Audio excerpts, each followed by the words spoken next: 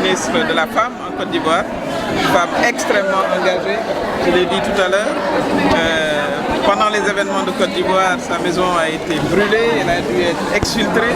Elle est revenue plus que jamais engagée. C'est un modèle de courage que je viens aussi saluer.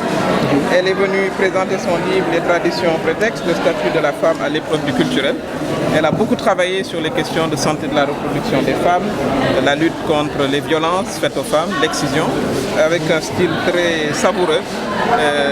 C'est une amie également, donc j'étais venu vraiment saluer cet engagement d'une autre femme leader en Côte d'Ivoire et en Afrique. Nous avons évidemment évoqué toutes ces questions qui ne nous sont pas étrangères, puisque le statut de la femme en Afrique de l'Ouest mérite d'être accompagné, comme c'est le cas ici au Sénégal. Vous savez que nous avons la loi sur la parité, ça n'existe pas ailleurs. Cette parité a été propulsée à l'avant avec la parité au niveau de l'Assemblée nationale, c'est une excellente chose, mais je crois qu'il faudra continuer à aller plus loin sur des postes nominatifs notamment. Donc c'est un combat que mène le réseau Siggil Jigéen, auquel j'ai appartenu il y a plusieurs années avec sa présidente. Le réseau fête ses 20 ans aujourd'hui.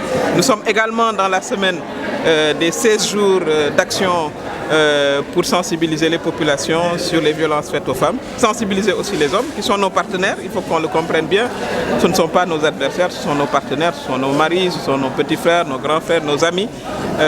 Ils doivent accompagner ces femmes militantes qui sont venues aujourd'hui justement à donner plus d'opportunités aux femmes, aux jeunes filles, parce que tout cela va renforcer le Sénégal. Vous savez que le pilier 2 du plan Sénégal émergent concerne la valorisation des ressources humaines, parmi lesquelles les femmes. Quand on parle de ressources humaines, la moitié, plus de 51% de la population, ce sont des femmes. Donc évidemment, si on accompagne les femmes, on accompagne aussi le développement du Sénégal. Ça ne se fait pas au détriment des hommes. Il faut que les hommes le comprennent.